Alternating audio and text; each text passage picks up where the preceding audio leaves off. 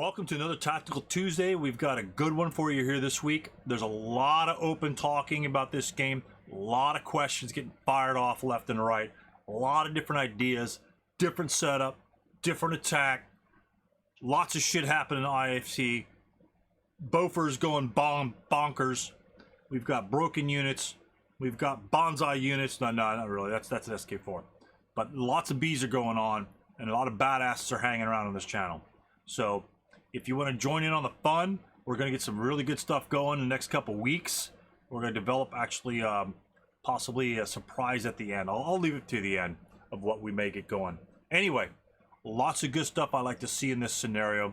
It's hammer to the teeth, I believe, between Craig and Mitch. Craig's sharing his game with us. John is providing the direction as he steps through the log. We pause here and there to make comments. I like to make a couple comments here and there. Just when I see something, it's like, are the players missing this? Or are they just not worrying about it?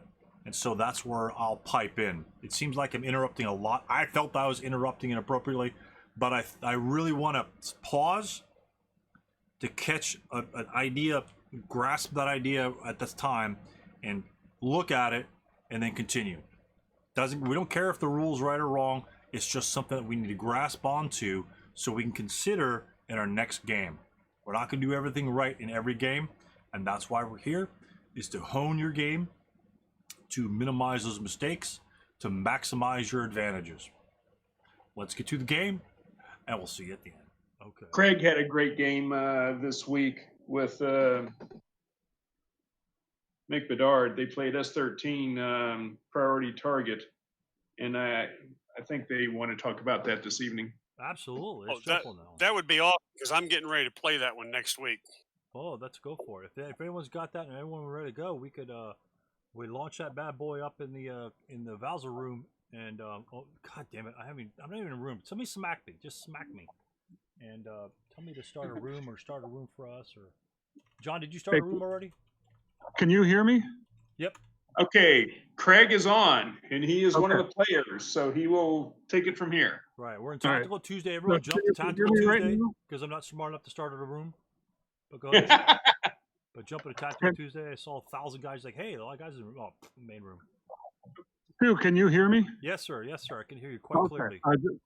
Sometimes it doesn't come up really well. That's all good. All right, let me load the log file. Okay, and then we'll link to Craig. Everyone, when Craig tells us, we'll sync with Craig. So anyone that's in the main room of Vassal, jump into Tactical Tuesday. It should be way the hell on the bottom. Yep. All right. So is everybody got it synced? Yeah, I see a line. I think so. Stu and Tony are on. I don't see who else needs to be on there yet. Mark D, I don't see him in yet. I just went in. Who are we syncing with? John. John Plott. Okay, Eric's got it. Yep, I'm in. And Shannon. Oddball, you on there yet? Craig, while everybody's getting this thing getting lined up here, I think the way this works is that whoever loaded it up, they're pretty much got control of the fast forward key. So do you have the little I don't. I don't. Okay, well just let me know when you want me to step through and I'll mash the button for you. Well, everybody's linked with already synced with you, so I guess we'll do that. It might be easier if I did put it in there, but let's just do it this way. So this is scenario 13, priority target. It's got Greeks, Australians, and Brits with 3 Bofors, the 40 millimeter anti-aircraft gun, and the Germans. The Axis powers can enter. This is a tough one for defense. The Axis powers can enter from on or after turn 1 on any or all sides, board sides. So my opponent Mick, you can see went with a very unconventional defense. Left me with, I was a little stuck at first trying to figure out how to approach this. If you come from either the east or the west, you notice that, that those guns have a lot of ground to shoot you at, and with that rate of fire of 3, I didn't want to cross all of that open ground, even the wheat fields. So go ahead, John, click up and you click a few there and you'll see my initial setup. What's the setup restrictions for the allies in this scenario? The guns, they have to be between 3 and 5 hexes from each other.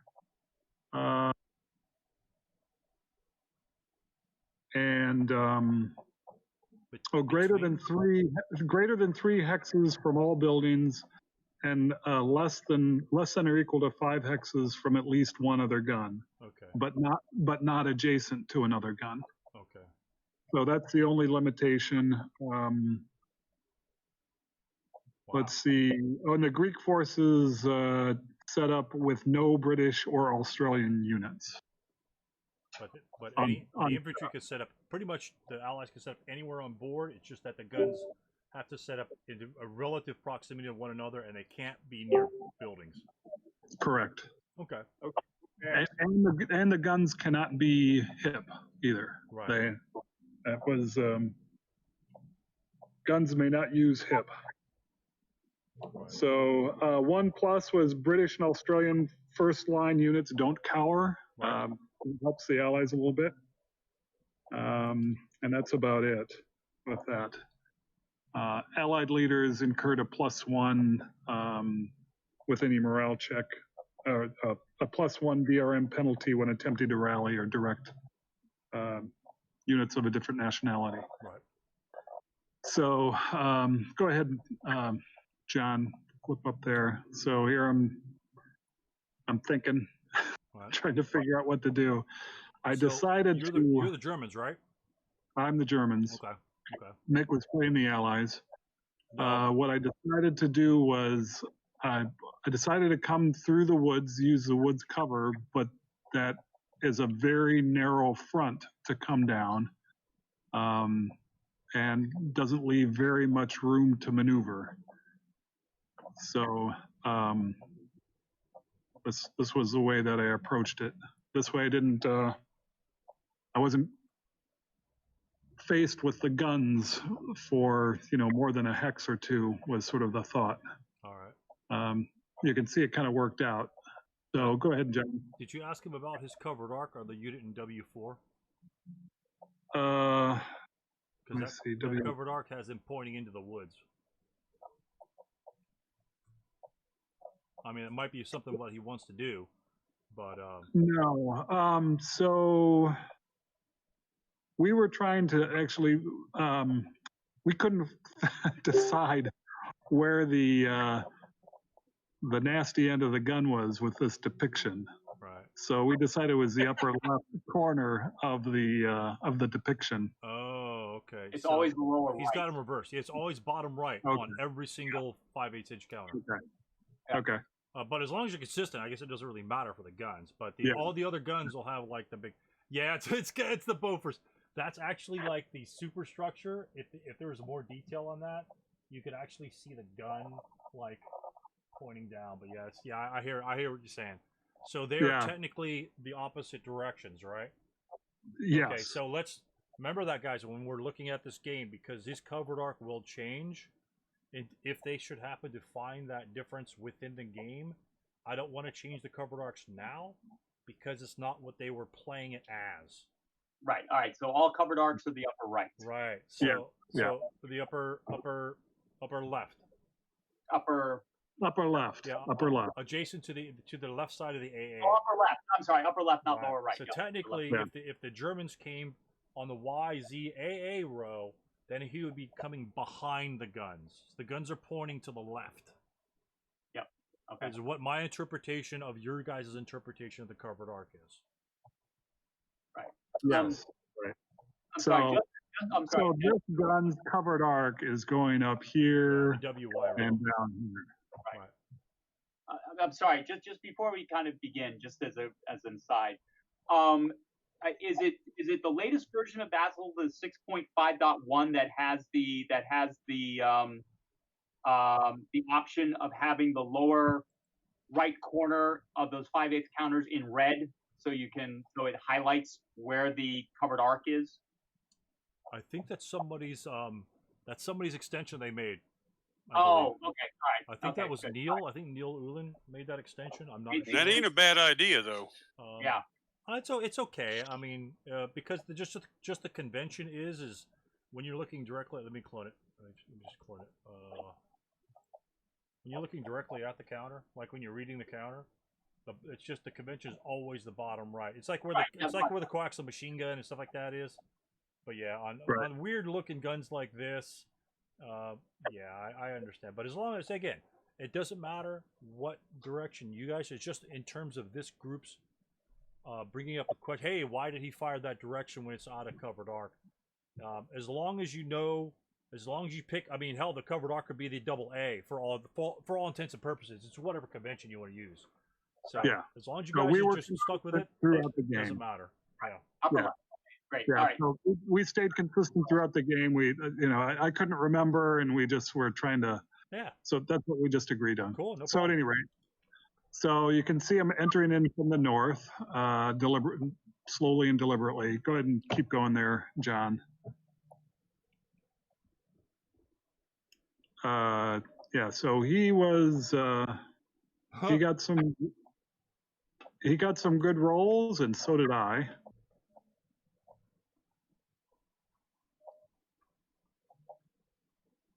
Trying to remember everything that went here. So in my entry, he didn't have a whole lot to shoot at.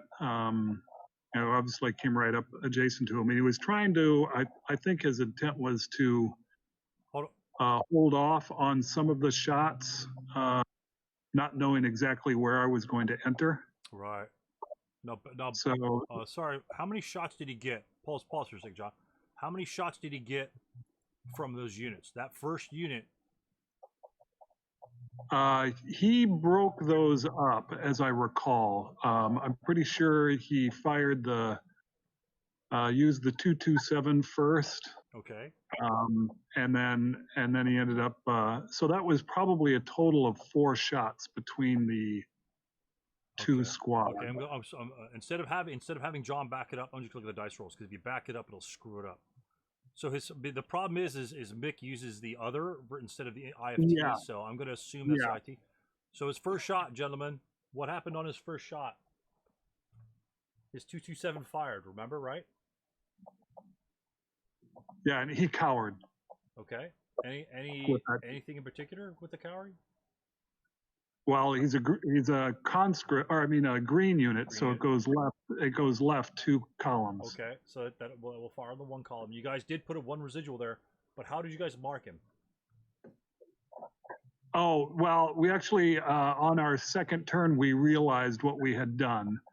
It ended up not mattering because I passed all the morale checks. Okay, cool. Yeah, he should have been final fire. Right. And when we resolved it, we resolved it as cowering. But we only left 1 column rather than 2, right. And we forgot to put final fire on it. Right. And so, yes, that was a good catch.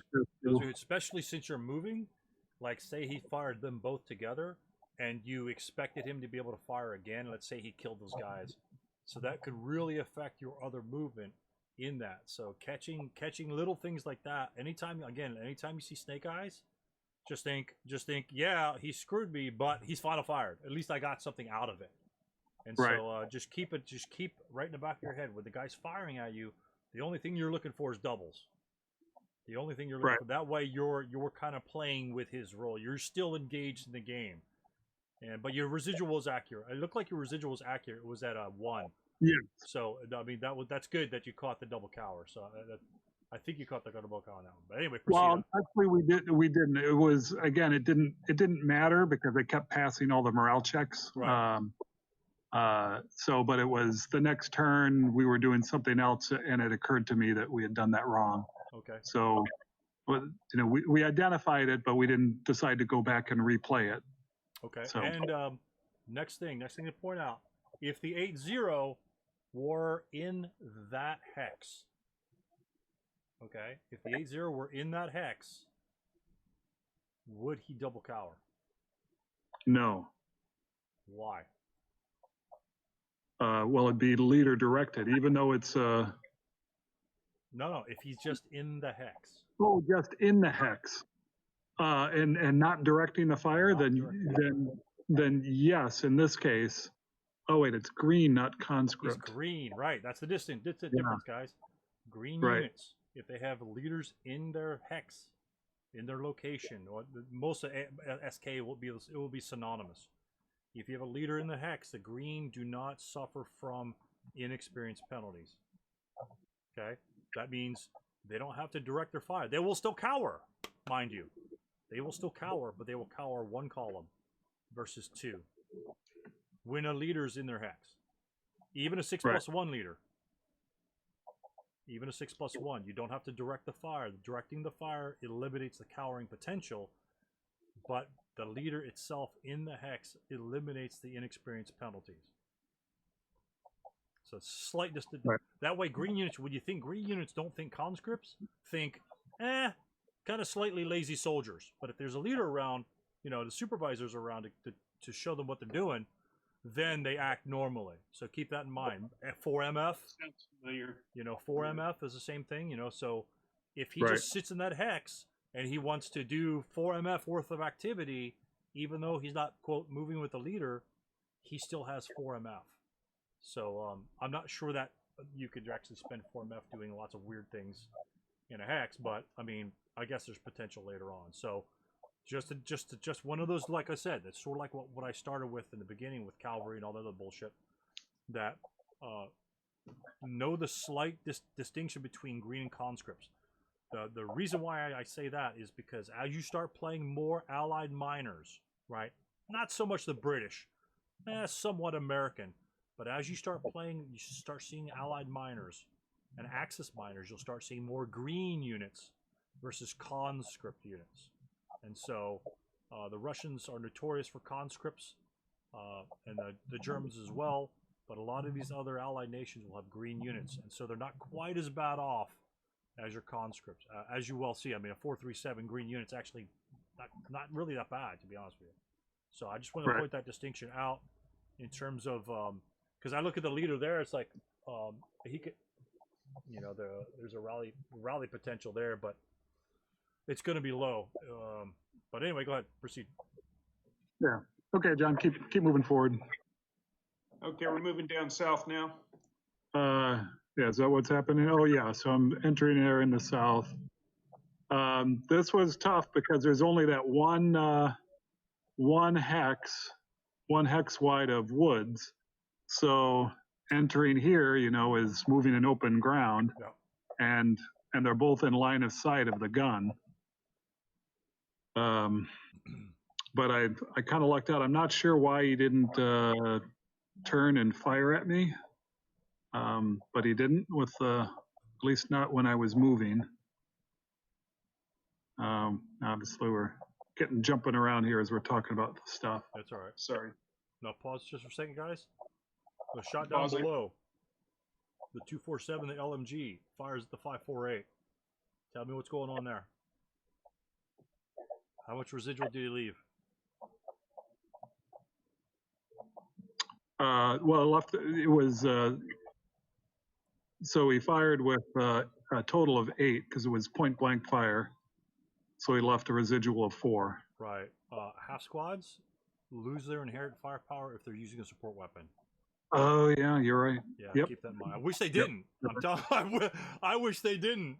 But yeah, that's something that it's tough. It's because like in John's game, where he essentially had to give some LMGs to some half squads. It's like, well, all that really does is increase his range. It really doesn't give any more firepower. Yeah. But this is one of the situations. Again, you survive the attack, no big deal. But just one of those other things is if they've got a support weapon, they're essentially he has a 7 hex range. He's a 277 is essentially what he becomes.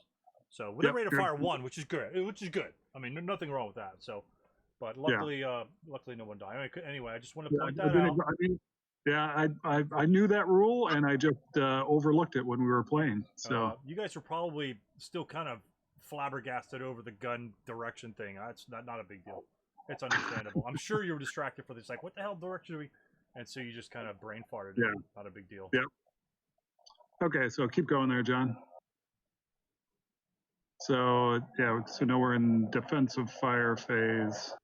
He's just firing everything off, trying to get some type of result. And you can see the dice bot's rolling. working in your favor. Jesus.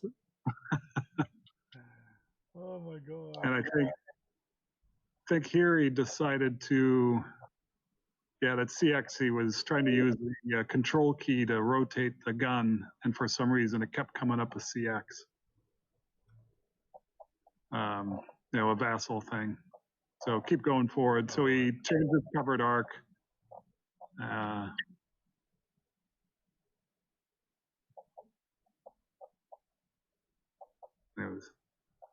he missed, didn't keep rate.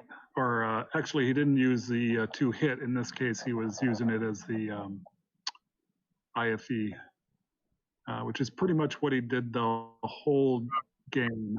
He never used the 2 hit on these guns. Okay. Tell me why.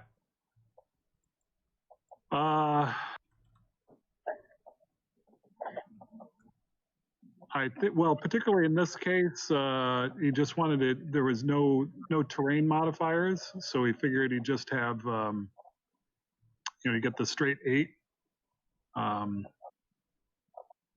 the IFT table. So I think that's why he just used that. Right. The downside with it is your rate goes from 3 to 2. Correct. So that's a lot of infantry firepower equivalent weapons. Like that 40 might be a 4. Some weapons will be a 44 or whatever, but it's just based on the weapons, probably the rate of fire of the actual weapon, how many shots. So, but this having an 8 firepower, sometimes it's better to give up that extra rate and to fire directly on the IFT versus, firing it to hit with a regular 3 rate of fire weapon.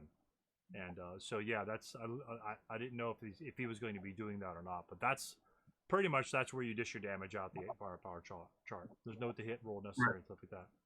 Now going back, that's right. If he used the 2 hit, it'd be a 4. If he got the hit, it'd be a 4 firepower as opposed to the 8. Yeah, and so it just halved for whatever.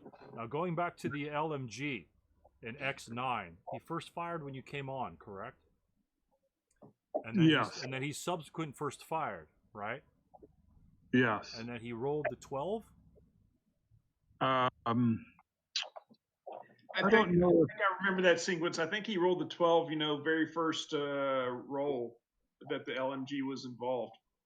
I thought he rolled a 12 later on because he has 2 counters on him. I think the first one he rolled, which left a 4 residual, and he didn't have it. And then I think he rolled final fire because they were still adjacent, and then he may have rolled another 12. I'm not sure.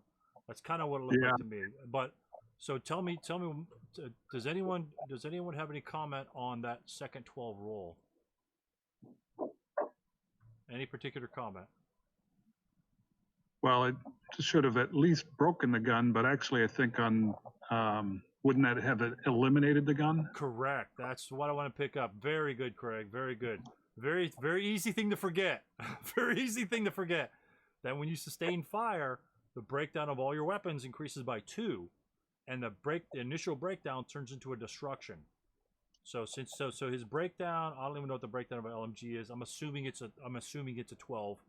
So his normal breakdown when he sustained fires in the defensive fire phase, when he essentially subsequent first fires as sustained fire, the breakdown becomes a 2 less, which in this case I believe it to be a 10 because I don't think it's a breakdown 11.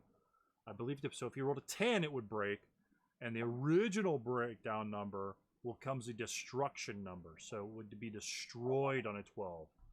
So right. Very easy to forget, but just know that when he fires his big boys, his big weapons, when he rolls that 12, think about, oh wait, that's sustained fire. He's really screwed. So yeah. Anyway, go ahead. That's what are the little distinctions. lots of little mistakes we made, obviously. No problem. These are easily things that you forget, but just real easy. And these aren't.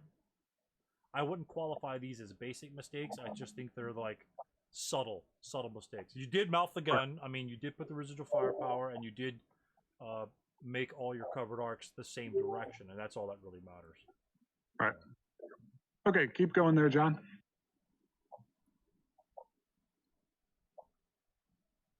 Oh, I'm not sure what we were doing here. Oh, this is is still doing. This must have been my my advanced fire. Yeah, Wow. I should be putting counters on there, and it was pretty effective. Yeah. So how much firepower you got coming out of R0? Let's see. Those were 4, 8. That was 12. Yes. 548s are very powerful.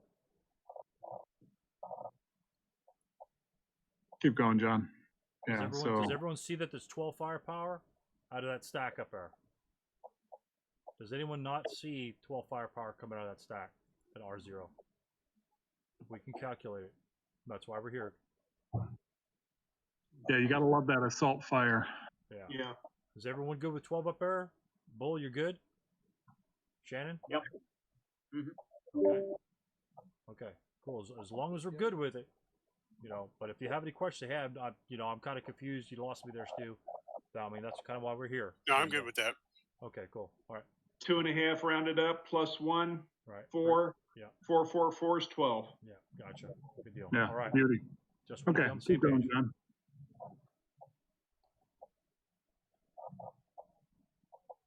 Oh. Route phase. Route phase, right? So he routed his Greeks out, and surprisingly, this guy survived. Let's see here, and then we'll go to my advanced phase. So I'm going to bring in the last of the guys off board. Pause it at the advanced phase. Just 1 second. Let me know when you're paused. Paused. Okay. So taking a look at this, gentlemen. Route phase. Unit was an S2, correct? Yes. Is there any problem in being on both sides of the board? Or for the Germans being on both sides of the board? Can he route to this location? Oh. No, he can't. Let's check it. What's Well, hang on, he doesn't have line of sight. let's check it. To which unit?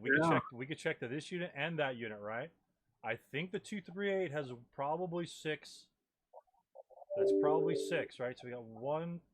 Oh, darn it. So we follow the line up, and it hits the orchard. Yeah, that's 6. 3, 4, 5, 1, 6. 2, That's 3, 6. 4, 5, 6. Right. Yeah. Now check the 548. It might be 1 less. The 548 is 1 less. 5. Yeah. So technically, he wouldn't be able to route that direction, and he would be totally screwed. Wow. He would be Did totally not screwed. see that Again, at routing all. is not casual. Routing is not casual. This would actually, if you played it this way to screw those guys over, then you did it really well. In this case, you guys happen to forget it, but it's not a big deal. The 238, I mean, is obviously kind of blocked. I mean, there's a shitload of residual or hindrance, but the 548, I knew it wouldn't hit V8, and it just might be enough to pop it. So doing that. My entering from both sides really had nothing to do with the routing. Although now I'm going to have that in the back of my mind when I play other scenarios. But it was coming in with a smaller force from the south was meant to prevent him from reinforcing to the north. Absolutely. So in that case, let's say they caught it, gentlemen. This is a quiz. He's right here. Where can he route to? I'm just going to clone this guy and put him right here. Okay, guy's right here, and he's DM'd. Where is he going to route? Because these guys came from S1, right? So where can he route? Now, what was the was the 9-1 stack there before the advanced phase, or did he move up? The 8-1 was there. The 8-1 is the guy that broke him. Yeah, the 9-1 advanced there. Yeah, the so 9-1 advanced. The 2-3-8s were at Okay. 6-1 anyway. Yeah, the 2-3-8s were at 6-1 or at S1. Okay. Rather. So he had a guy adjacent to him. So where is I that guess guy going to route? He can low crawl to I R2. guess he'd go this way. Right. He can low crawl. Essentially, Or he's take got to go interdiction. this way. So low crawl or direct route. And in this Right, case, take interdiction. yeah, 1, 2, 3, 4, 5. Oh, good God.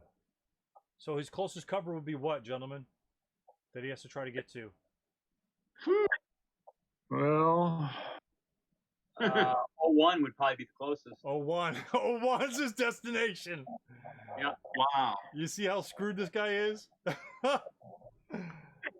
He's totally screwed. But does he have to tell me what route he would take? Tell me what route you would take. Let's say you don't low crawl. Tell me what route you would take. 1, 2, Can you take one route or two routes or? 1, 2. Well, you can at least go through the orchard to take out a couple, and that'll get you 6. One, Yeah, you two, can go through the Q3, P2, and then Yeah. on into 01. Yeah, that would be the quote safest way to get there with two. That guy's interdictions. hosed either way, though. Yeah, exactly. So yeah, I didn't even say, oh shit, I thought he would just go over this way. It's like, oh wait, that's 5, and that is further away from this unit than that. So he's really bad. So anyway, I'm going to delete this guy. But again, knowing this, if this is your ploy, because that's a hell of a stack. That is a hell of a stack. That's going to break 12 even is going to break everything, and then if you have this guy poised here, knowing that L exists, because if that's almost a straight line to that location, so it's that LOS is almost easy to dictate, and if you know that's probably 5, then you can essentially immediately take out 2 units out of the battle straight up. So, but anyway, good shots, guys at the bottom, good rallying or good avoiding the giant point blank shots. So, but again, don't treat routing as very casual. It's very, because if this guy's going to be screwed here, he might want to try and figure out if he could go to a different direction. So, yeah. But anyway, yeah, very important to catch, because that could be a game breaker in certain situations. Yeah. Okay, keep going, John.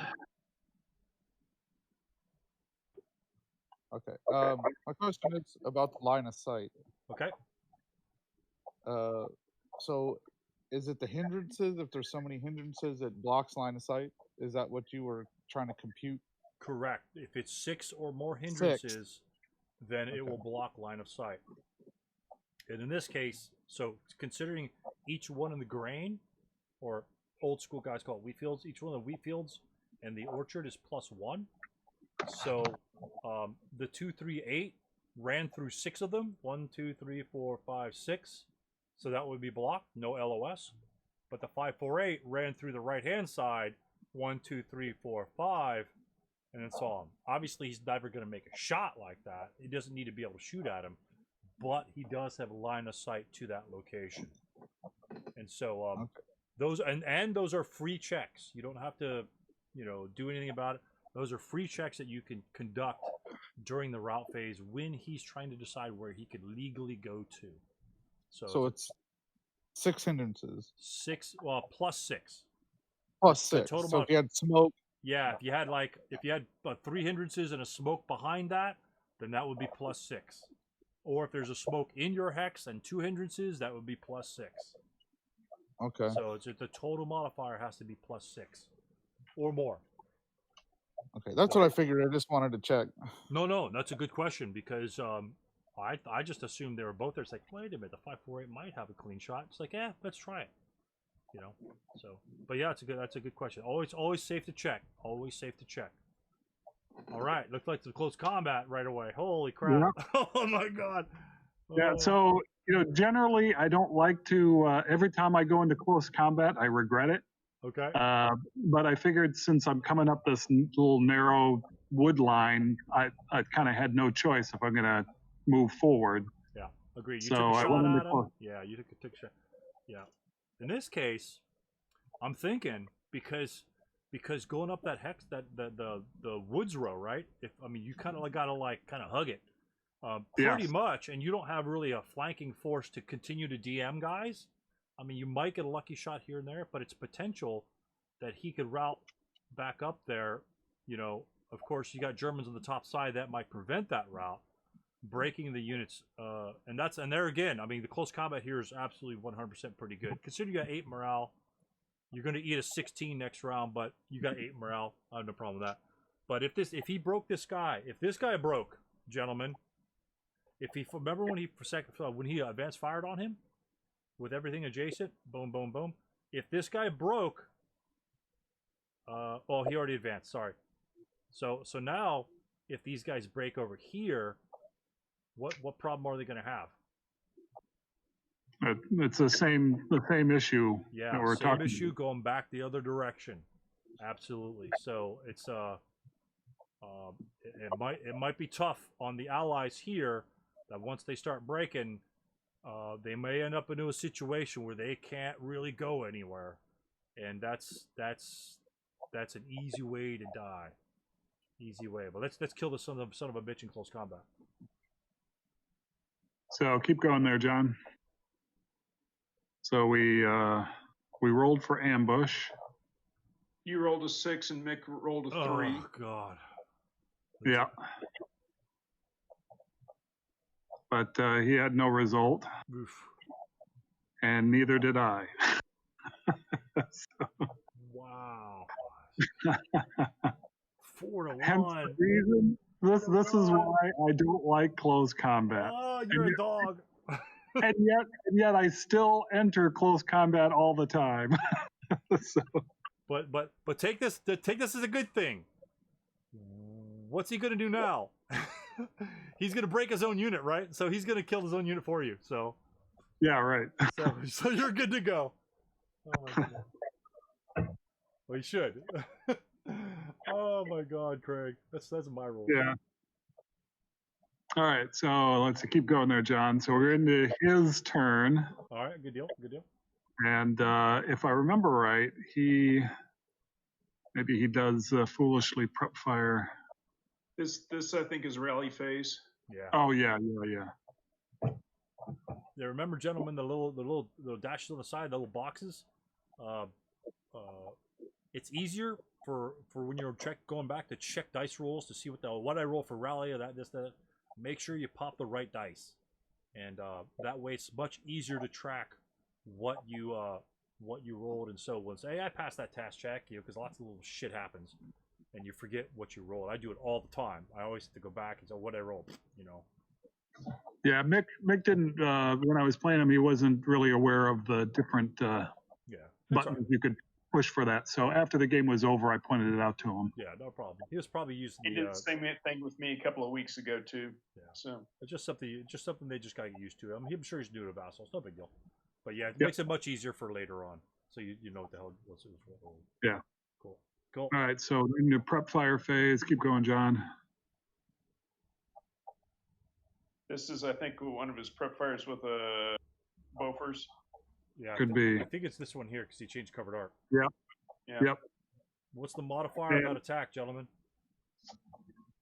So if I remember correctly, he actually fired at this unit right there. Yeah, the guy at the open. Not at the front.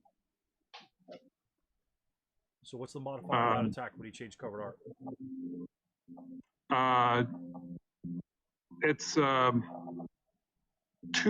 Well, it's since he's got the circle around, it's the AA gun that can rotate. It's changing the covered arc as 1, but he's in the woods, so it's times 2. Correct.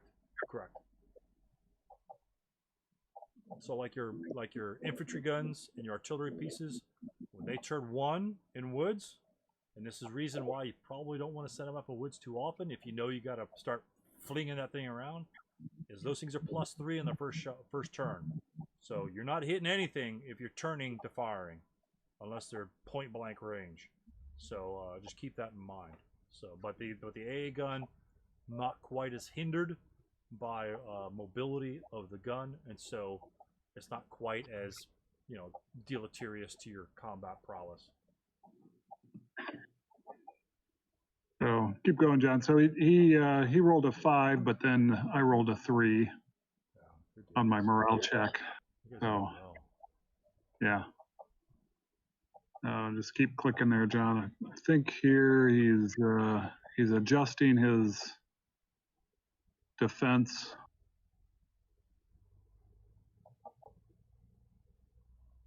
We're having some. Oh yeah, I think I would try to. I think I tried to shoot at him there, and saw that it was blocked. Yeah, that's a good shot. That's a good shot. I would have thought that was clear. That would be really tight.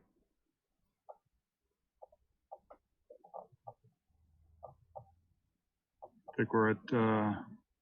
Yeah, we're in defensive fire phase here, and I think I pretty much had no results. I don't think I. You guys are rolling well, but you're rolling well on both sides at the same time. So Yeah, exactly. good deal. This is gonna get bloody real quick. And I don't know if you noticed up here in the rally phase, he actually got some of those Greeks back. Wow. All right, so now we're on to turn 2. Rally phase. I think he can't remember who he gets. Yep. So now his Greek force is back in full. Okay. I'm not sure what I rolled that one. Oh, that one was to. Oh yeah. So stop for a second, John. The close combat, at least on his turn, I finally won. Nice. With the odds there, and then I just picked up his broken light machine gun. Yep. That's what that roll was for. What are you going to do with that machine gun? Well, I was going to try to repair it, and but then I think when I tried to repair it, I rolled a 5, and we kept playing, and John actually pointed out captured weapon. The elimination number is reduced. What was it, John? By 2 or by 1? By 2. By 2. So he caught that little nuance that we almost missed. Right. I think, correct me if I'm wrong, I don't think you could repair captured weapons. That is correct, Stu. I don't think you could repair captured weapons. So I've. Oh, okay. Yeah. So Yep. and but the captured weapons in terms like if it was like a real weapon, like it wasn't malfunctioned, your captured would have a breakdown decreased by 2. So you are correct at that point. You had In the rules it talked about the breakdown number, and the X number was reduced by 2. Right. The breakdown will be reduced by 2, and the X number the original breakdown will become an X number. And well, for all intents and purposes, if you have a captured gun and it breaks down, you can't repair it anyway. For all intents and purposes, it is quote destroyed. But okay. The one thing that you would definitely want to do here is then pick up the weapon and then destroy it. All right. And so, how do we destroy a support weapon? You just announced you're doing so in a fire phase that you're allowed to fire in. Correct, and it's considered use of that support weapon. So, yep. So if a half squad captured a weapon and he wants to destroy it or anything like a gun, like say these AA's guns are want to be destroyed, then you would essentially it's the equivalent of quote firing that weapon. So the squad can fire his inherent and a support weapon, so he can essentially destroy it for free.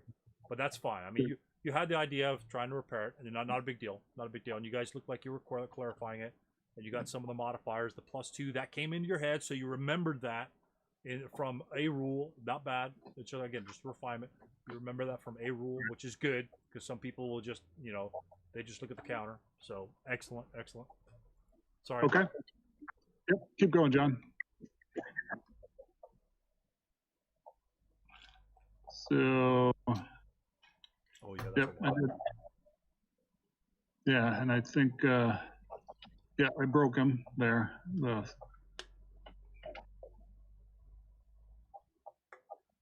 Not sure what that roll was. The snake eyes was for.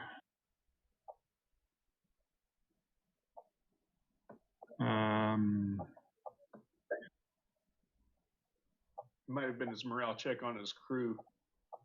Well, except those were. Oh, it was. That Oh, was a morale right, check on the right. There were crew. two guys So the there. crew survived. The squad in there broke. Yeah. Yeah, so I prep fired up here, hoping to at least weaken that a little bit. So then when I'd advance here, I wouldn't be facing all of this point blank fire. And, got the expected negative result.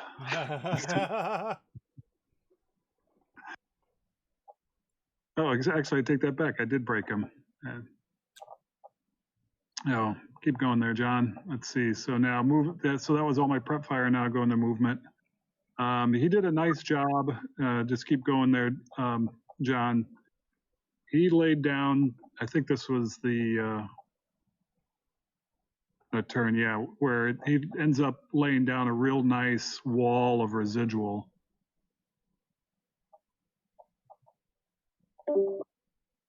As we go on there, he's got this using his A gun there.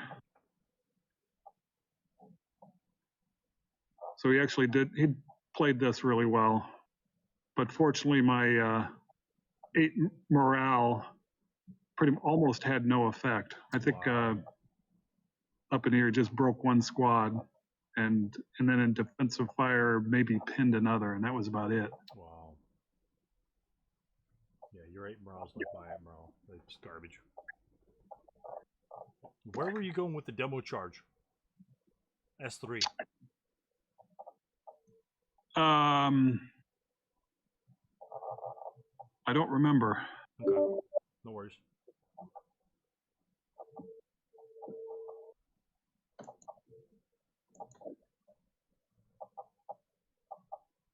I think maybe I just moved him there. I think that was just moving him out of the way to look at something.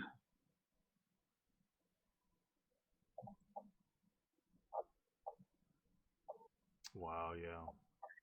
8 morale's gonna survive that stuff. Yeah, so I had these, yeah, the demo charge moved up in the woods there. Okay. So I did move some units into that residual, figuring, I think that was, yeah, even with the non-assault movement, 2 residual in the woods with 8 morale, I was taking my chances. Right. Now pause it for a second, John. Paused. There was a 4 residual firepower here, and there was a 4 residual firepower here, correct? Yes, I think so. Okay. That came from what? One of them would have come from The gun? the gun. One from the Bofors and then one from the British stack The down British there. stack down here. Yeah. Okay, gotcha. 5, yeah.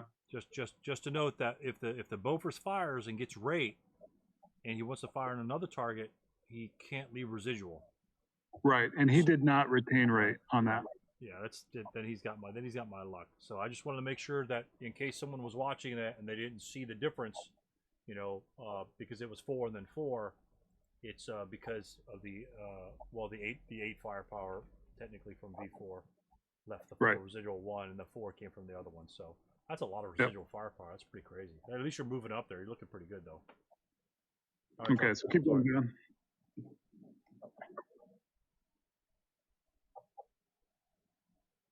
So this, I think we did a mistake here. Might have marked that with, we marked it with intensive fire, and it's actually meant to be sustained fire.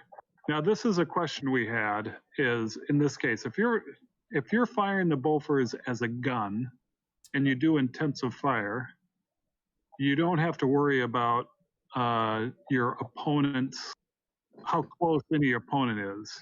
Like the Bofors could fire either here or here, right?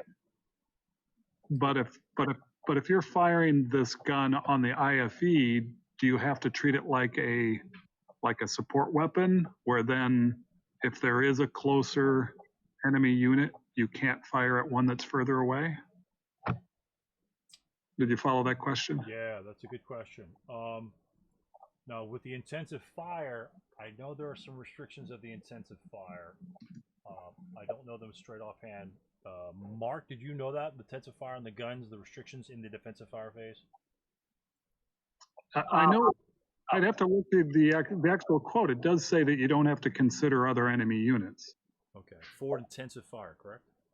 Yes. But I'm wondering the range of the intensive fire, because if it's during the same fire phase, like if it was defensive first fire, I believe that makes a difference whether you fire, whether you continue to fire the defensive fire phase, which is essentially the movement phase, versus first firing and then firing the defensive fire phase, the actual phase itself. Right. Actually, that is correct, Stu. Yeah. If you're firing during the movement phase, in other words, you're doing defensive first firing, your next intensive, if you decide to intensive fire in the movement phase, let's say, then you are allowed to fire basically wherever you wish by taking the penalties. If you are in the defensive fire phase, you can only intensive fire at adjacent targets. Oh yeah, that's right. Yeah. Yeah. So, but then the question though goes back to if you're doing the defensive first fire, and on the IFE table, and you do subsequent first fire, which is in effect intensive fire, but you don't mark it with the intensive fire thing. You go first fire. No, you mark it as probably. I would say you probably would mark it as final fire. You're treating it as right, as final fire. But do you still have the freedom of firing on anybody, or do you have to do it like as though it were, a squad or a support weapon? And that's, I believe, that's actually, that is a good question. My impression is that since it's being treated as an infantry fire weapon, it's going to follow the same rules as the machine guns. But that's kind of what I thought too. But let me look that up. Let me see if there's anything on that. But you guys go on. I'll do it. I'll do a rules dive and I'll let you know what I find out. All right. Okay, so keep going, John. So obviously we made a couple mistakes here, but nothing significant I'm passing all the morale checks. Advancing fire phase, route phase.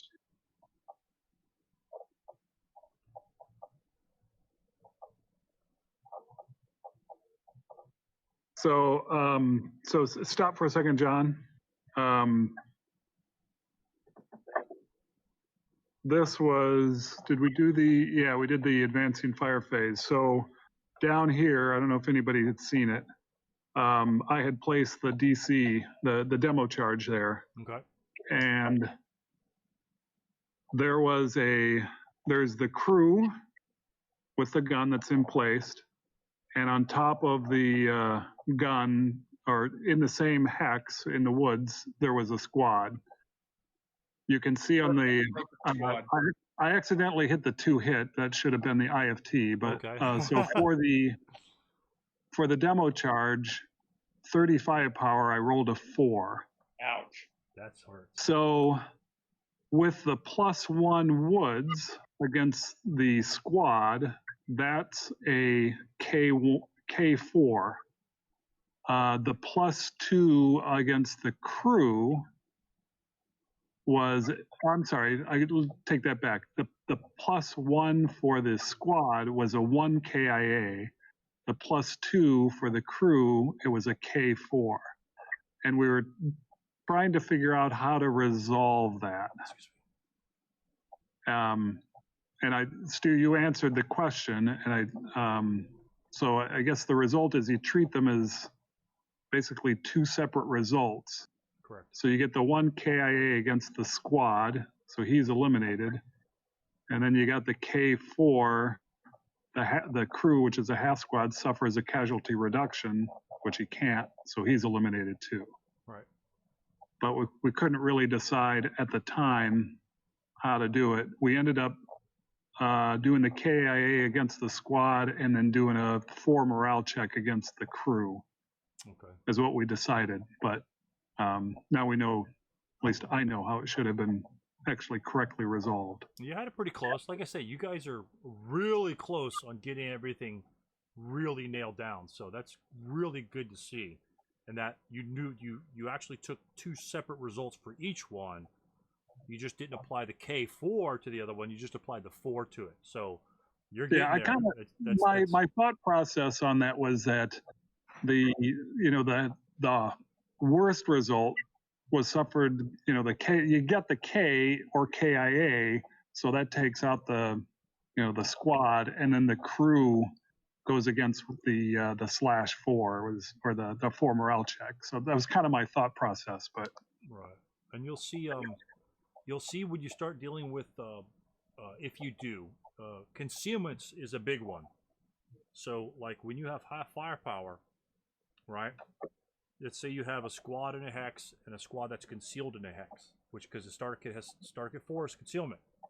And if you have a giant firepower, like a 30, like you drop a 30 chart on him, right? A demo charge on that guy. And it's say you roll a 3, or let's see, a 12, or you get like a -1. Let's say you roll a 3 and you got a -1 for both. One of the concealed guys got a flamethrower or some stupid thing like that. So what you do is your 3 will apply to both of them. The one will be a 3 KIA, and the other one will be a 1 KIA on the 12 chart, because it's the -1 for the flamethrower for the concealed units, because you've halved it, right? So you're attacking on the 30 and the 12 chart at the same time. But your result, because you apply the dice roll modifiers to each one independently, you straight up kill this guy, and because the -1 for the flamethrower reduced to 1 KIA, you killed him as well. So you it's like double jeopardy. If you roll low enough, it's double jeopardy for everybody. And so that's a very similar situation here, but you had the added confusion factor of the KA versus the K4. So again, you guys did well in trying to think it through, and you came pretty close, but again, you're taking those extra steps to think it through. Okay, I know something wonky's going on here. We don't really know what's going on, but this is what we're going to go with. And at least you kind of went to that step. And so, and then you just refining the game after that is just something we all have to do. So I think that was a decent resolution if you guys were confused on the rule. I have no problem with that. Yep. And I think what threw us off was the old, like it said, double jeopardy. It didn't seem quite right that you would. It doesn't. It doesn't. Yeah, it just doesn't. Okay. Those poor bastards. So keep going, John. I've got one question on this particular scenario. With the demo charge going off and casualty reduction result being applied to the crew, does that now the only way the gun could have been destroyed was if it was a KIA result on the crew, correct? Well, correct, but the K, I think I added this, and I think if I did it correctly, the K will actually malfunction the weapon as well. Yeah, and we missed that. Yeah, but that's an easy one to miss. I got to look that up all the time. I look up random support weapon destruction all the time, just to make sure I get it right. And I still just have to look it up. Okay. And to find that in the starter kit rules isn't quite as easy as it is in the ASL rules. And so finding anything in the starter kit rules is not it. Yeah, it's not easy. It's like yeah, it's just not easy. So. All right, keep going, John. Yeah, actually, that's actually I think you're right on the first place where you said that the charge going off, if you get a KIA on the crew, then you roll on the table, then you roll on the IFE based on that column. You roll a single die roll, and if that die roll comes up as a KIA, then the gun's eliminated. If it comes up as a K, it's mouthed. But in your result where the crew got a K/4, apparently that does not cause possible destruction of the gun. Not does it cause malfunction of the gun though? No, that's only if the subsequent die roll comes up with a K. So you have to get a KA. Oh, the KA has got to be straight up. Okay. Right, KA has to be straight up. Then you roll again with a single die on that same table. And if that single die roll ends up being a KA, then the weapon's eliminated. If it's K, it's malfunction. Okay. And as usual, although starter kit is not quite explicit on this point, since they do say that when you're firing IFE in 6.8, they talk about IFE. They say, may use subsequent first fire and final protective fire in the movement phase. So I would tend to imply that you, since you're using subsequent first fire, you're under all the restrictions of subsequent first fire. Right. Yeah. But if he fired it as in main armament, like a gun, like it's a hit, then he could Yeah, choose a different target. Yeah, if you turn around, if you turn around, if you first fired, then my assumption is you could turn around and go, okay, I'm going to intensify my gun. Right. Okay. And at that point, you could then fire further away, but you still have to take the intensive fire penalty. Now you're firing it as a gun. Correct. Yeah. Yeah, you could do that. You could flip it around. But if you wanted to use the IFE as your subsequent first fire, then you have to take all the subsequent first fire restrictions. Would be my guess. Yeah. That's even though the norm, right? So except normal range of IFE is 16 hexes. Right. That's a super good question, and you can use that to your advantage. Well, you're up close and cozy here, but if the enemy thought that he could freely move beyond by baiting your shot initially, you could really pop his stack when you go for the to hit on that. Because remember, the +2 intensive fire most likely will be canceled from the -2 move in the open, right? Yeah, so, you're just taking the increased breakdown. Breakdown is really where the risk. So you can really surprise someone and pull a trick on them. That's really next level thinking in terms of using it and knowing your weaponry.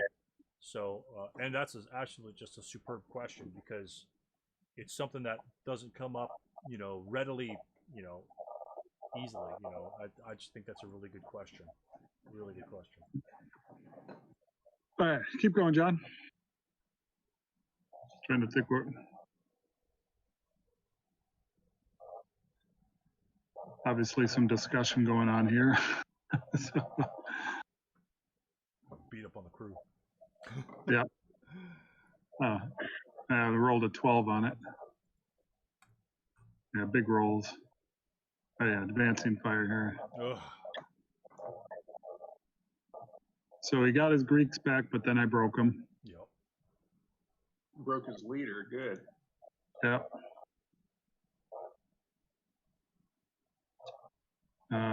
Let's see.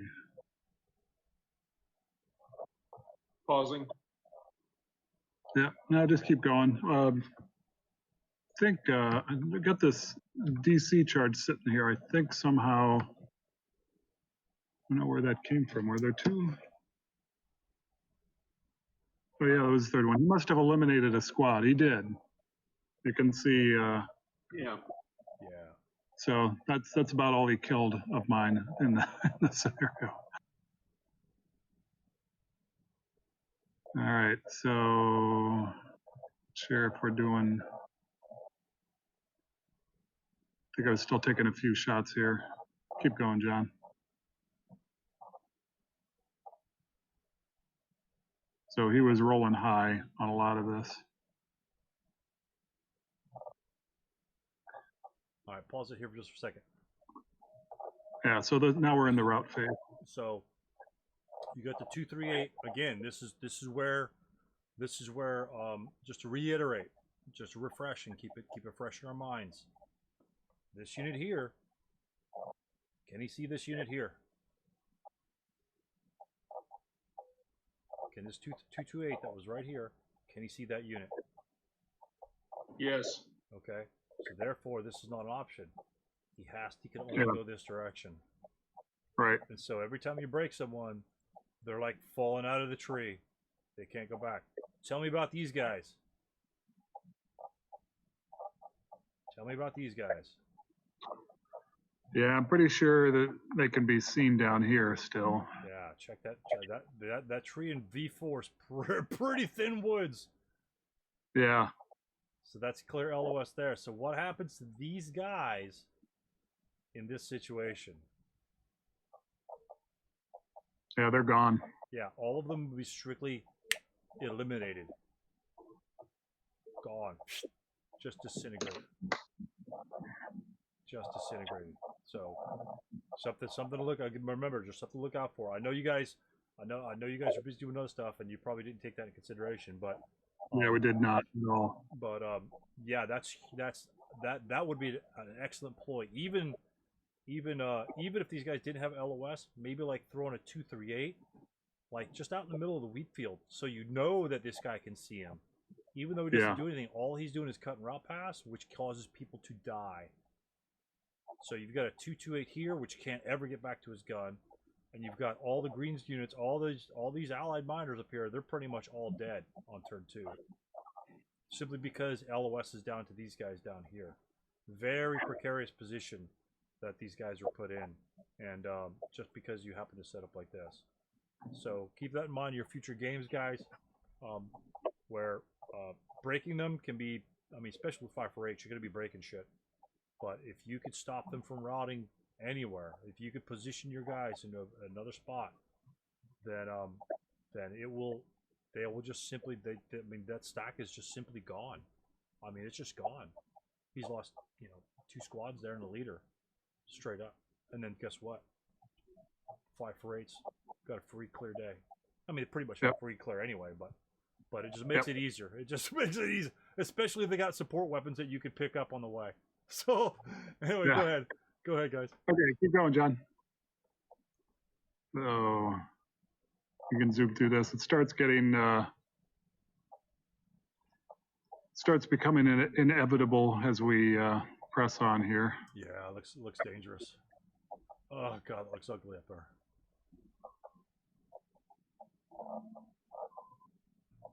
So Allied rally phase.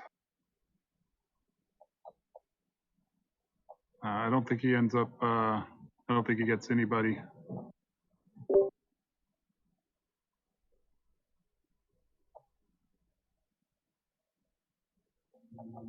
So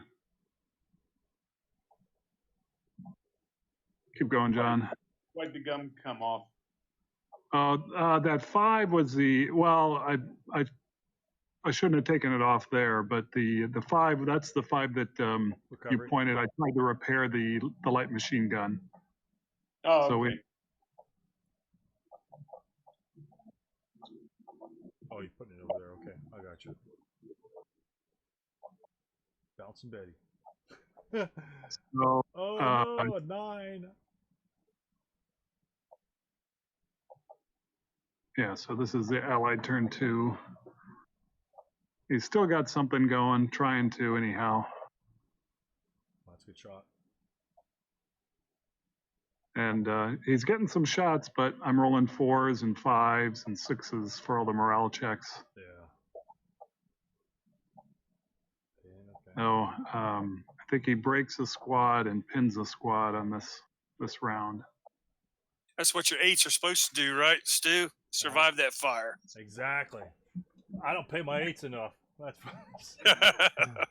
they're on the conscript list, or I don't know, some other cheap government subsidy plan. Yeah, Craig's got my 8s. That's for sure. Some of these guys. Yeah. So I think, yep, somebody broke there. He got his ass kicked. Yep. So he tried changing his covered arc, went after this guy, but it was blocked. But he still retained rate, so he went back and tried it again. Oh no! Oh no! Oh my god, that's nasty. But here he lost rate. So that's one of those things about those Bofors where I wanted to come down the tree line. I played the scenario before. I just got eaten up by that gun. Oh.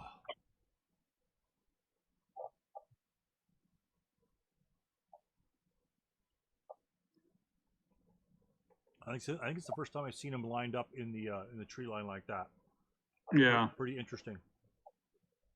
So it ended up well, and obviously now that we even see the impact of routing, I think that setup is seriously flawed. Yeah, it could. So I didn't realize how bad until taking into consideration the routing, because that can just obviously the game would have been over even sooner had we noticed that. Yeah.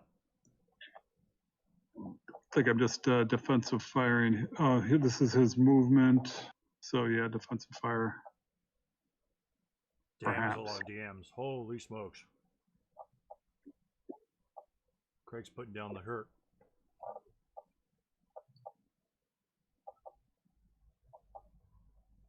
Right now, I would be demoralized as the allied player. Not Yeah. that, not that all of his shots are effective. It's just that he's got so many shots, and it's just. I mean, I don't care.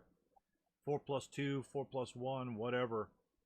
You know, when you hear 4+1 for like 10 minutes, and he's rolling dice for 10 minutes, it just gets demoralizing. And then if you guys should happen to roll, you finally get a roll, and then you get like a 10. You get one shot, and you get a 10. It gets really demoralizing. So it's really tough to keep your focus and your personal morale check going on that point. Okay, we're into the allied route phase here. Do we need to discuss this much? Good Lord. I think we've. I mean, he's Okay. still out. We already know what we should have done with it. So I think we can just Yeah. keep going then. Yeah. He's pretty much in a corner now. And what's going to happen in terms of routing, gentlemen, where you get into a corner like this and your units start piling up, what problems will you start seeing? Overstack. Stacking limits. Overstacking. You won't be able to go back anymore. It just piles up. That shit just piles up. Whether they be good order or broken, they just kind of get in the way at that point. And that can be very disastrous as well. Turn 3 rally phase for the Germans. Yep. So I had one broken squad that was DM'd, and I got him back. Wow. At least I think I did. Yeah. The pause for just 1 second. Yeah. Up here, Craig. Yeah. You had the 8-1, and he was here, and he moved up, and the 9-1 was here, and he moved over here. The 9-1 was here, and then he advanced over here to rally the broken units. This is like a turn or so ago. And the 8-1 was over here, and he's just advancing units up. Right. You might want to drop your 8-1 on top of him to be the rally, the -1, and get that 9 morale up in the front. Yeah. Right. I mean, other than that, it's not a big deal. But just those little switches can make all the difference in the world. Yeah. Yep. But yeah, you're doing pretty well. It's a nice, solid wall of units. Wow. Okay, keep going, John.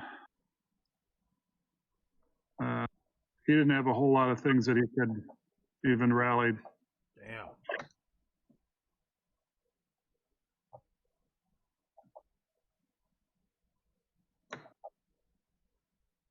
All right, so prep fire, I didn't, I had nothing to prep fire. I was going to the full assault at this point. Wow. So we jumped right into movement phase.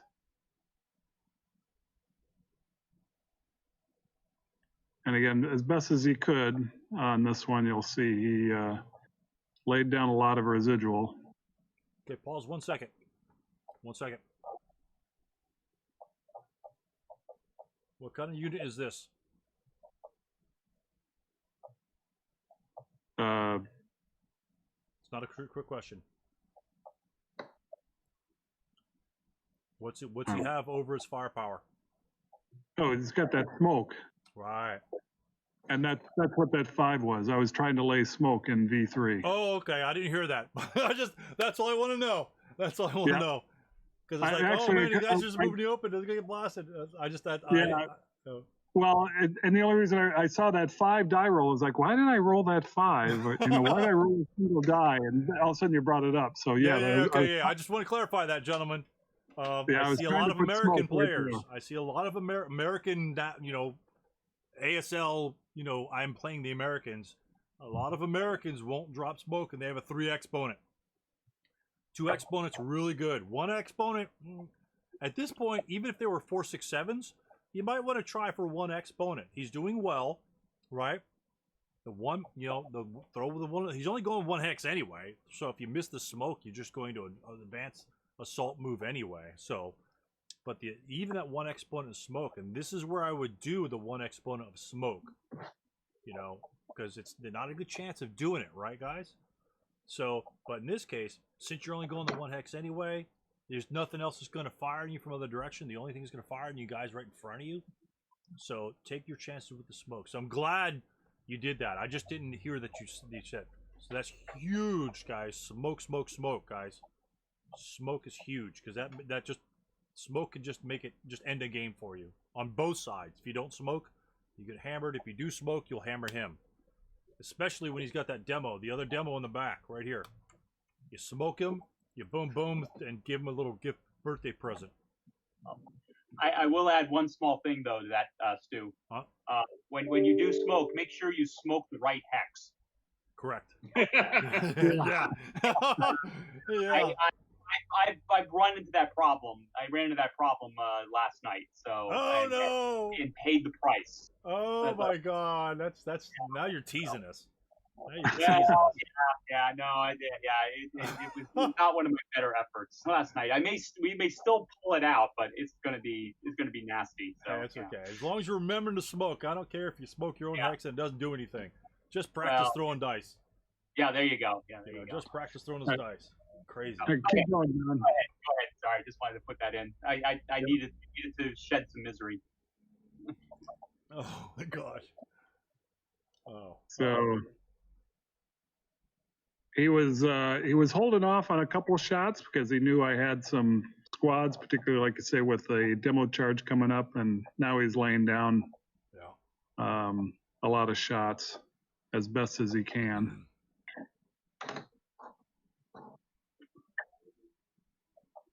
And how much residual should be here? 8. I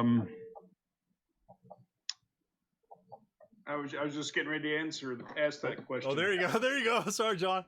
Yeah, absolutely. Point blank 16, half 16's 8.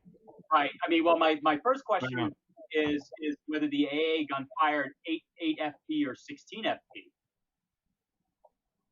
If you're firing IFE, you know, you double at 1 hex range. You double at adjacent fire.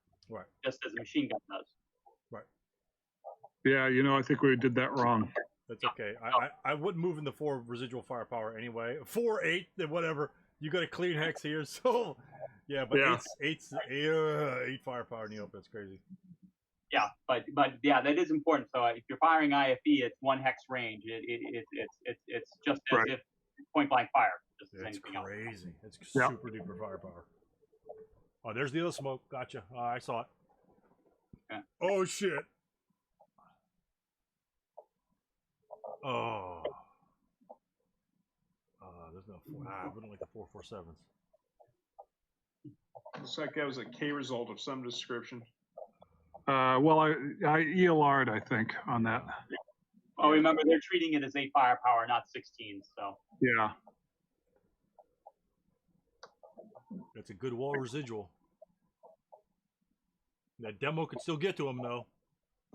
Yeah.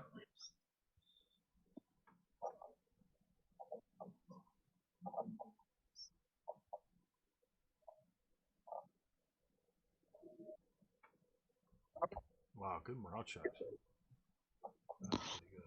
That's pretty good.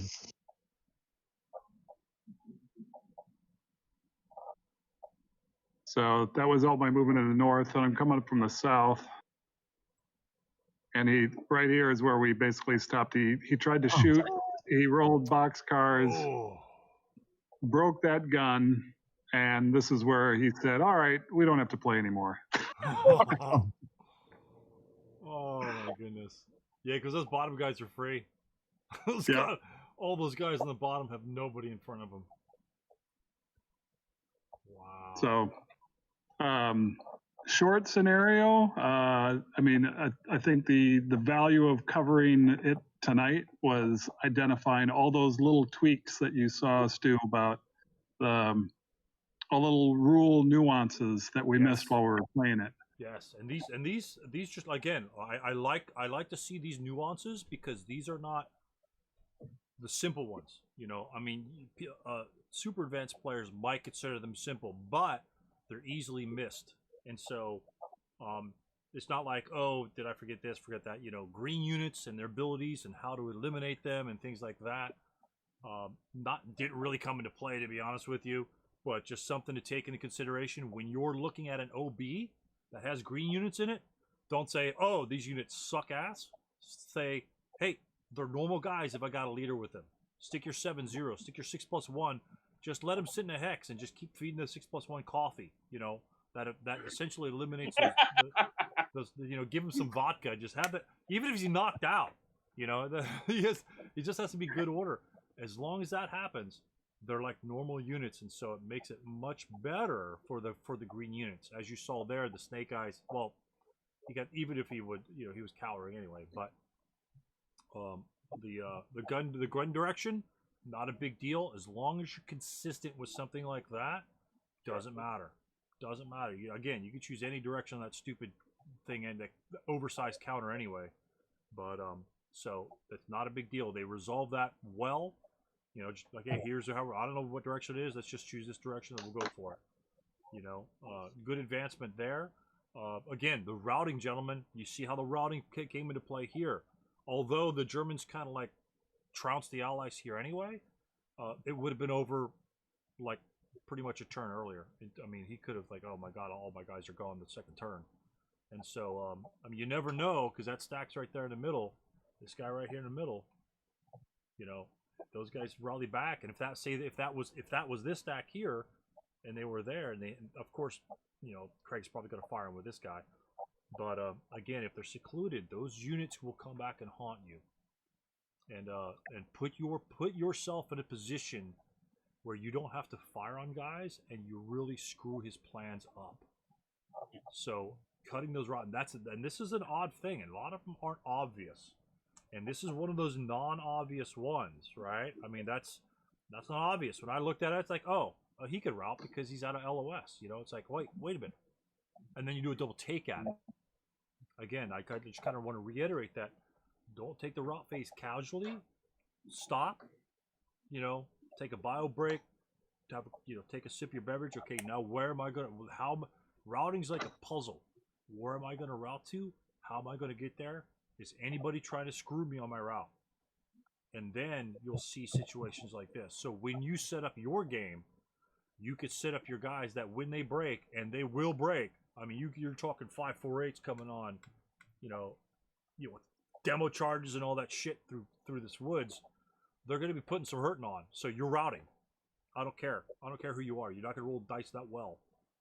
You're going to be routing places, and once you reach the edge of that woods, you're, in my opinion, when I reach the edge of a woods, I'm hanging on at the end of the rope. I'm at the end of the rope, and that knot is coming untied because now I'm gonna have to be routing in open ground somewhere where I don't really want to go, and that's gonna just come back and bite you. But creating route paths for yourselves, even if the miners up there just split left or right or did something weird, I don't know. I liked the setup initially, but we saw how, if the Germans come on one side, I think the Allies have it made regardless. I think if the Germans come on one side, it's probably an Allied victory. Simply because Craig came on two sides, you might say, oh, he's splitting his force, right? Well, in this case, splitting the force causes a route problem for the Allies. Not splitting the force before causes a large amount of forces come down. At that point, they just kind of break and route back, right? It's pretty simple at that point. They just route down the row of the woods. But this way, the Germans have a little bit more to lose, but they have a lot more to gain simply by using the route rules to your advantage. And so, very, very key stuff. But again, the sustained fire, just read up on the sustained fire. Every once in a while, just kind of reread it. I like the sustained fire on my machine guns a lot because I just break them normally anyway on 12. So what the hell, I'm also get a free shot out of it. And the dual attacks with your demo charge, in terms of resolving those attacks versus units with different modifiers. Not something straightforward, something semi-subtle because demo charges aren't used a lot. And so knowing the effects of that demo charge on potential units which have different modifiers, and pretty much in starter kit it's going to be gun and everybody else.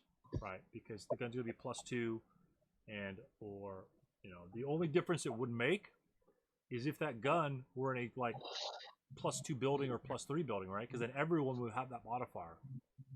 But if you're in the woods, open ground, grain, whatever, where there's a differing modifier, then you'll have to know that slight subtlety as the application of the IFT result. So very, you guys picked up a lot of things.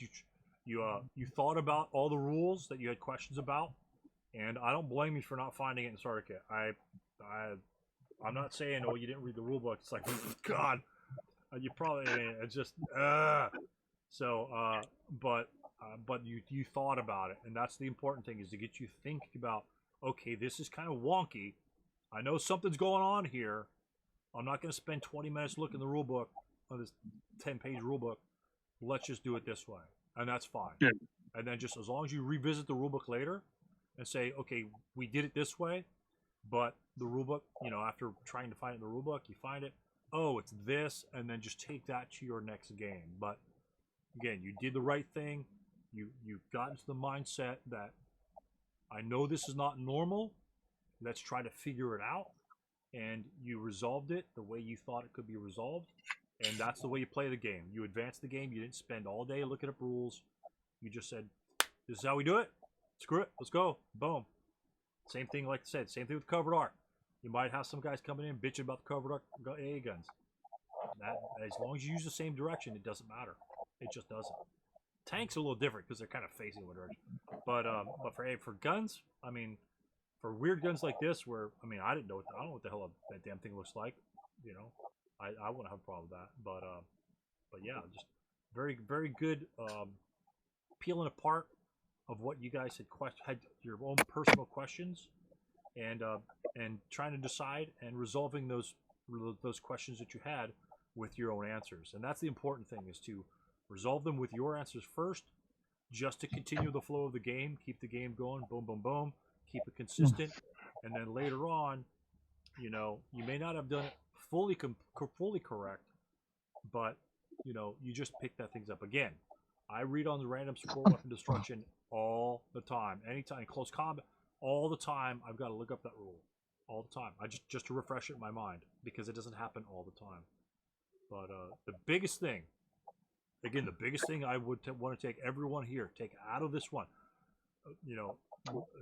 notwithstanding all the little subtle rules that were in here, the routing ones. I hate to hammer it home with everything. The routing one is the big one, because we do that every single game, right, guys? We do that every single player turn. Every single turn of the game, we're routing somebody, most likely. So getting those routing rules down will fully really hammer your game to the next step. And then these other secondary subtle rules, like we were covering before, they'll come. They'll come in time. That's just time and rereading the rule book and looking it over. But the routing is key, because that would be a quote basic type rule that you really want to hammer down. Once you hammer those down, right, then you don't have to ever worry about them again. And then we go on to the next step of starter kit knowledge in weapon malfunction. Can I fire at a distance using to hit procedures instead of IFE? That's a superb question. That's a super duper advanced question, in my opinion. Very good idea of thinking about taking that shot is just great. Even if it's at a lower effectiveness, at least you could be able to take that shot, and your opponent may not know that. And that's just next level thinking, and using all the capabilities of the gun rules to your advantage. It seems, just like anything else. So I'm very impressed with the way you guys were kind of hashing out some of your rules discrepancies. I mean, like I say, I don't care that you got them wrong a little bit. You're hashing them out. You're thinking about the game, and that's very key. I see a lot of players that don't think about the game, and they treat it very, very casually. And at that point, I don't really think you can treat. I mean, you can, obviously. It's however you want to play the game is however you want to play the game. But I think everyone here wants to go to the next step, wants to go to the step where Craig is going, wants to go to the step where Mark is going, John is going, everybody else is here. We want to go to the next step. Okay, I know the basic shit. You know, we knew how to calculate the firepower of the 548s in the upper left. We knew that was 12, right? Okay, boom, that's done. That's all simple stuff. We're taking it to the next level. You know, Craig, guys up here, 548s. He's dropping smoke. Doesn't hesitate. You know, John and I popped into our heads. That's what everyone needs to be thinking. I hope everyone was thinking that when he moved guys out in the open. It's like, what the hell, Craig? Where's your smoke? You know, but he did place the smoke. He just didn't announce it, and that's where the die roll kind of, you know. But so, and he tried it with both units. That's what we want to. That's what we want to see. You may not be successful at it all the time, and he may get blasted, which he did. You know, a lot of those units got blasted in the front. You know, but he tried, and then he continued to assault. I mean, that's all you can do: continue to assault, and then go for there. And but forgetting, just absolutely ignoring the smoke making capabilities of your units is a huge error, especially in a game like this, because the firepower of those Bofors is a huge equalizer in this game, and it's impressive to see, you know, players just don't hesitate to throw smoke. So that's a very good thing, Craig. I would say if you have not read it, and for everybody who is in here and they're going to make the jump to armor, find the Jay Richardson tank tutorial and read it. I've read that up one side and down the other. You know, read the Richardson tutorial, read the rules again, read the Richardson tutorial again, and I found that was just the way to do it. You will not learn armor by reading the rules, by reading the rule book. You just won't. The tutorial is absolutely critical. And if you're making the jump, find it. I think it's on the Texas ALSL site and a few other sites. You know, go ahead and download it. It is definitely must reading if you're gonna tackle armor. Yeah, just adds have more you clarity. ever seen these? I found them on the Board Game Geek website on the ASL pages. But this guy named Eddie Del Rio came out with a couple of really nice products. He's got 5 of these things posted, and it's called Tutorial Examples of Play. Yeah. Yes. And Yep. it basically sort of steps. It's basically just sort of gives you an entire narrative of everything that's going on. Yeah. You know, I did look at them when I was learning it. And yes, it's great from the kind of the breakdown of like individual shots and how that works. Honestly, what I found actually kind of frustrating about those specific tutorials was just simply the fact that at the neutral person, commenting on the game as it's going on. I wish he would break in and say, you know, this is how I do it. You know, give it a real sense of like good armor tactics. You know, and it, you know, and that's maybe it was just me, maybe it was where I was, but certainly, yeah, Eddie's, you know, his examples were great in the sense of, you know, here's the actual mechanics of moving, here's the actual mechanics of figuring out what the hit number is, and various things like that. And you know, and it's usually quite daunting in the beginning where you trying to remember all the cases and everything else, but it does generally become down to you have some generalizations that you can pretty much follow, and then you do find eventually you pretty much can go down the list and kind of, you know, come up with that number, you know, pretty effectively, you know. And again, if you end up missing a modifier here or there sometimes, most of the time it doesn't make a difference. You know, most of the time you sit down for 5 minutes trying to figure out the shot and you roll an 11, you know. Well, you know, it's like, you know, did I need a to be quite honest with you, I'm one of those guys says, okay, you know, I think I want to do this. I'm going to go ahead and roll the dice, you know, and if it's low enough to make a difference, you know, I'll start worrying about the modifier. Yeah, a lot of people recommend actually doing that. you know, as Yeah. a general idea. You know, just roll the dice, and you know, if you roll an 11, then you probably didn't hit anything anyway, so why bother? Yeah. You know, after that, you can, you know, if it's, you know, if you rolled a 2, congratulations, you probably hit something. Okay, you know. Other than that, you just have to kind of. Now So to counter that, that definitely speeds up play. But Yep. if you're dealing with a brand new player, right? oh, absolutely, yes, I don't Then recommend then you definitely Yeah. want to take the time to go through all the different steps, because absolutely. if because at what point do you know where you could actually hit? But yeah, I mean, obviously, like if you're kind of, oh, does this what about this, what about that, and let's look up that rule. Yeah, at that point, if you've got it down to +4, +5, roll, and then if it makes a difference, then verify. But yeah, absolutely. So, Yeah. but Yeah. but Yeah. yeah, it's pretty cool. Yeah, but yeah, the armor is. I gotta be honest with you. The armor and infantry in most games are very difficult to combine, and throw that with ASL rules on top of that. I mean, to be honest with you, the armor section in the ASL rulebook is actually fairly thin, and in terms of, yeah.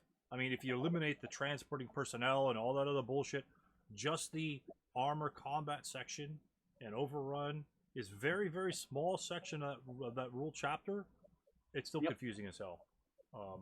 Yeah. I mean, it's like literally like 6 pages, and it's like their hands are Yeah, still up in the air. Mark was just pointing out to us. It says that, skip the rules. Just go to the Richardson tutorial. That's the only way you're going to learn armor Yeah, in the SK. yeah. So Yeah, he does a really good job, and really kind of concentrates on what's important, what you need to think about, and difference between motion, moving targets, and all that sorts of things, and all that stuff, which ASL, unfortunately, was one of the areas where they were not as rigorous as they should have Oh. been. Yeah. They were, they needed another pass, and but that being said, they're probably tired after they figured out the ELR rules. So yeah. I mean, you can work it out, but it might have been something that, if they just were a little tighter with some of their definitions and a little tighter with some of their verbology, they might have been a little easier to grow. Moving, motion, and like you say, all that. Motion, moving target, yep. Am I a moving target, or did I, if you, just really, I totally agree with that. They could have used a little tightening, but still, I mean, but as we said, another great one, just to plug it in for Stu, is obviously his early battles video. watched it. With George. Is great with George. Yeah, is a great introduction to how you move these things around on the board. So and how to get your About ass a month kicked ago, I and continue played to rally. Critter on this, and the highlight of my game was that I killed both of his Panzer IIs with critical hits from my KV2. Oh, those are always sweet. Wow, was there actually any metal left from the Panzers at that point? We were actually trying to figure out if I could take a subsequent first fire at one of the turrets as they came down from the heavens. Not really, yeah, pretty much, yeah. I think if the 152 crits anything, I don't think it should leave a tank behind. It won't even add a hindrance modifier. So yeah, there you go. Yeah, it's just definitely not any crew survival either. Yeah, exactly. Very true. Very true. Yeah. Just shred. Barbecue. It's like a barbecue set they sell on eBay or something like that. Oh my god. Sherman's here, That's pretty crazy. That is pretty crazy. Well, I thank you, gentlemen, for coming out this evening. Sorry if I started a little late. I'm ecstatic that you guys showed up. I'm really happy about it. I didn't know if anybody would show up this week because I canceled last week, and so it's like, oh shit, I hope they come back. It might be a lonely day, but I was excited to see you guys here. And I'm glad you got a pretty good community growing here, Stu, for this Tactical Tuesday. Well, it's you guys are a bunch of good group of guys. I mean, you feed off one another, and you come in with your own games. You're not afraid to put yourself out there, and as long as they're going, I mean, we're all learning together. we're all learning together. And last week, I mean, well, not last week, but when Mark and I did our hip thing a couple of like 3 weeks ago now, we had a good discussion. Just the two of us, we just had a great discussion. And great. John came in with the game replay, and shit, Mark and I mean, we just learned a bunch of stuff. At least I know I learned a bunch of stuff that we didn't even cover the week before. So, that just enlightens me. And then you guys, I mean, Craig, you come with your game here. Excellent game. I was excited to see this setup. It's like, oh shit, they're all going to go in the grain field like they always do. Which I've never played this one. That might be the best play. It might be terrible. I was happy to see Mick set up his guys differently. I'm happy to see that he stepped outside the box and say, I'm going to try this. Yep. And you just got to see what happens. Didn't kind of work out for him, but hey, it's just the way the ball bounces. And just exciting to see different view plays. And you guys are doing that part. You guys are contributing to make this exciting. I mean, all of John's submissions, Mitch, playing with you guys and sharing his games, along with you guys have been playing with Mitch, and so on. Well, there's another episode of Tactical Tuesday in the books. I like this episode a lot. I think a lot more guys are jumping involved. We had John doing stuff. We had Craig narrating the entire battle. Great narration, going along, giving details. I'm asking questions. Other players and participants are asking questions. We've got a whole bunch of questions coming from different sides, as you've seen. That's why we're here, to ask questions, look at the flow through the game, seeing how things develop, seeing how we can adapt those changes to our games. All right? What I particularly liked in this specific episode was the players were looking beyond the rules, and they were trying to get the rules right, and they almost did it perfectly. But even though they had slight errors, they didn't just ignore it. Oh, I don't know what that rule is. Screw it. No, they were looking and working through their minds. Oh, okay, I know something happens here, so, what are we going to do with that? The particular instance was the demo charge blowing up in the emplacement hex of +2, where the squad got the +1. You resolve each on the third chart, same dice roll as we showed in there, but different results. They got most of it right, and that's all that matters. You get most of it right, but the question was still in their minds. Hopefully they'll go back, as you should in your games. Anytime a question comes up in your mind, look in the rulebook later, unless you know exactly where the rule is, which, good luck with that in the SK rulebook. But jot it down the side or whatever, or make a note on your cell phone or whatever, and get back to it later. You should be able to find it easily in the rulebook, just to refine it for next time. And when you do find the answer, even if it's the answer that you had in the game or a different answer, contact your opponent and say, hey, remember when I threw that demo charge on you, or I fired at your tank, whatever, and that happened? He says, yeah, I remember that. You really screwed me on that one. He says, well, yeah, we kind of got that rule right. Or, oh, we kind of screwed that up. Boom, we'll get it right next time. Make sure it doesn't happen. And that's how you learn the game. Don't spend a lot of time looking in the rulebook during the game. Play the game, but think next level ASL. Don't just think the basics and then just deal with it. I don't know what I don't know what those modifiers do, so we're going to ignore them. No. That's what charts are for. All right. Think of the next step, just like Craig and Mitch were doing here. Go to the next level. Use your smoke. You get that smoke exponent. Use your smoke. You've got demo charges, toss your demo charges. You got AA guns, use different fire attacks, area target type, infantry target type, whatever. Use everything available to you in the game, and your game will grow to just leaps and bounds. And you'll have a better time at the game because you'll find little things, little nuances in the game that aren't necessarily tricks, but it's like, hey, if I do that, then I can do this. Just like the routing in the beginning of the game. Think of that. I would have been really pissed if my guys had to route away from the guns. But that would be a mistake that you'd have to make sure that you don't cover next time. But the surprise at the end, we're probably going to get a game of Breakout for Borskova or whatever like that. Whatever the hell the tank game is in Starter Kit 3, where there's nothing but tanks. You got Tigers, you got T-34s, you got Panzer IVs. Everyone's going to take 1 or 2 tanks, depending on how many players we get, and everyone's going to be responsible for their own tank, and we're going to play the tank that way. You get blown up, you're out. Doesn't matter. But we're going to try and win the game. So we're going to try and get that together with as many guys. I think a lot of the guys were hyped up on that. We had 6 or 8 guys that just jumped at it. So if you want to get involved in that, show up. We're going to set it up probably next week, and then start, maybe play like a turn per week, and then talk about more discussion. You know, throw a turn in there, because the turns will go quick. It's just armor. No rallying, no nothing like that.